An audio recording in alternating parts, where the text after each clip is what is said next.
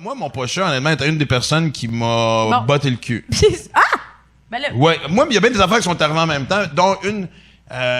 il habitait, justement... il bottait le cul vu que t'avais pas l'argent pour payer pour la carte, puis c'était comme son Je suis curieuse. Tu manques de cash, tourne-toi de bord, j'en crée ça un anglais. Non, mais... À un moment donné, parce que moi, j'étais le seul client qui laissait rentrer chez eux. Lui, il consommait pas.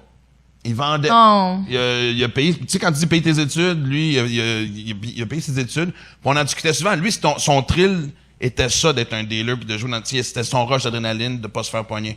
Puis... Je suis le seul qui laisse rentrer chez eux, puis on avait des soirées, lui fumait un bat, moi, tu sais, je buvais, puis je me faisais une coupe de track, puis on avait des belles discussions, pas les discussions de buzzer que tu peux penser, il y avait quelque chose de smooth. Puis un moment donné, il m'avait dit, je commence à être écœuré de devoir te détruire. Il dit, moi, tu sais, la plupart de mes clients, je leur donne le stock, puis ils sortent de ma vie, je vois pas c'est quoi l'impact, tu sais. Fait, mais toi, quand je jase, tu sais, je te vois dépérir là-dedans. Fait que là, t'as deux choix. Tu restes un client, puis tu rentres plus chez nous, ou t'arrêtes, puis on devient des chums. Ah! Ouais! C'est en même temps que là, je commençais, tu sais, que le $100 commis est arrivé, que là, tout le monde, comme là, des gens comme Dumpack, Dumpocket, qui me confrontaient, tu sais, tout est, tu sais, ça... Mais pour rêver, tu sais, mon ancienne gérante de l'époque... T'es-tu devenu chum avec ce gars-là après? Écoute, je me suis Tu le vois encore? En fait, non, parce que c'était Il est en prison?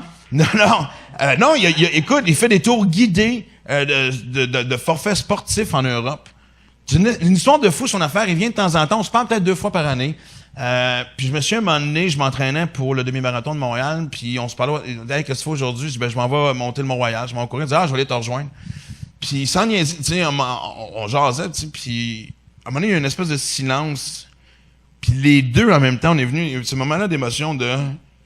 C'était surréaliste que le gars qui m'a vu faire ça à 4 heures du matin était en shorts à côté de moi, comme moi, en train de monter. C'était, tu sais, on est parti à rire, mais tu sais, l'espèce de rire avec les yeux un peu humides, c'était vraiment un sacré beau moment. Fait que, t'en connais pas ma vie, hein. C'est cute! Non, pas tant, finalement. Ça, c'est une affaire. Toi, t'avais-tu peur de, mettons, tomber dans des problèmes de consommation de même, vu que ton père a vécu ça? Non.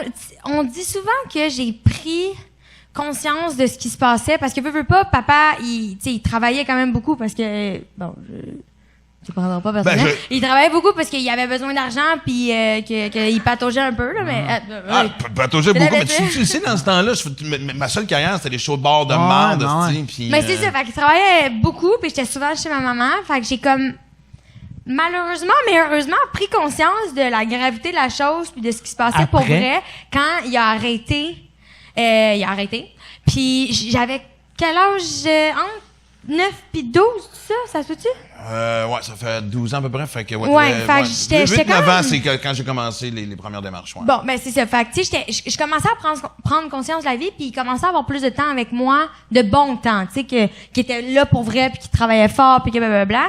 Fait que le merge a été quand même assez le fun parce que il a commencé à être là quand j'ai commencé à prendre conscience puis on a vraiment formé une belle relation à partir de là parce que il repartait toutes les sphères de sa vie. Fait que tu sais, c'était le timing était vraiment bon. Fait que j'ai pas écopé de tout ça, puis j'ai pas compris vraiment ce qui s'est passé.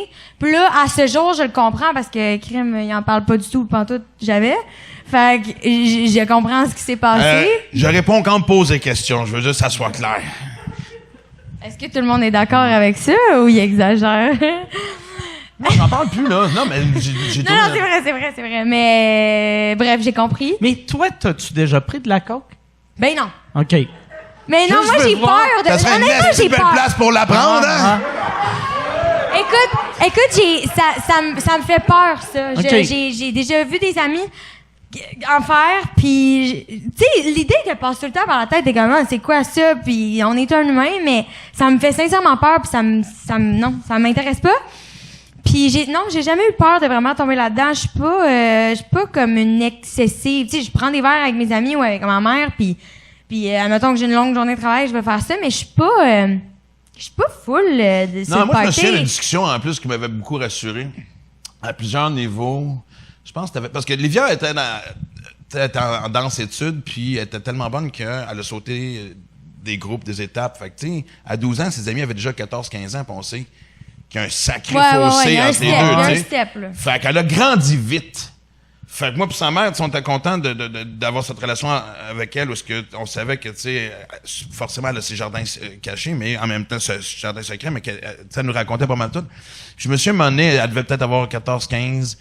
On était en charge, je m'en allais leur conduire justement à son cours de danse, puis après ça, il y avait un party. Puis elle était en train de parler avec une de ses chums. Elle dit, ouais, après ça, on se rejoint chez telle personne, tout ça. Puis là, la phrase que je n'oublierai jamais, c'était, puis là, si vous tenterez-tu à soir de pas fumer du pot? Parce que Christ, après ça, on n'est pas sur la même longueur d'onde. Vous êtes dans votre bulle, vous êtes buzzé, c'est pas le fun. Là. Et là, je suis parti à rire, j'ai fait, ma fille, c'est la boss de Bécosse. Puis 2, qu'elle soit à l'aise. Ben, 1, savoir aussi que, tu sais, justement, elle consommait pas. Puis 3, qu'elle était à l'aise de m'en parler. J'étais à côté, là. Ouais. Il n'y a rien de secret. Puis moi, mais ce que t'entendais pas, c'est son ami qui disait « Ouais, ça va marcher. C'est un bon truc. » Ouais. Je vais faire le même genre, ma mère arrive. Quelle face qu'il fait? Quelle face qu'il fait? Y a-tu l'air de te croire? Y a-tu l'air? Oui, OK. Y a-tu un sourire niaiseux? Si un sourire répète, tu l'as. Continue. Attends. Non, mais j'ai quand même, comme papa l'a dit, j'ai fait mes tests. Tu sais, j'ai été rebelle quand même assez tôt, mais toujours dans le côté un peu plus responsable qu'irresponsable parce que j'avais confiance. Mes parents avaient confiance en moi, puis j'avais, tu sais, je me sentais à l'aise avec mes parents. C'était vraiment beau ce qui se passait. Fait que, oui, il y en a eu des brosses dégueulasses que genre je me sentais comme un trash bag le lendemain matin. Mais le téléphone sonnait dans ce temps-là, puis ça, c'était rassurant aussi. Viens me chercher. Ouais, c'est ça. Puis oui, j'en ai fait des back and forth avec tester les limites comme n'importe quel ado sur la planète Terre. Mais moi, comme je le dis, j'ai appris vite parce que c'est pas le fun de se sentir dégueulasse le lendemain matin ou le soir même, tu sais pas. Je sais pas de quoi tu parles. Ouais, non. Mais...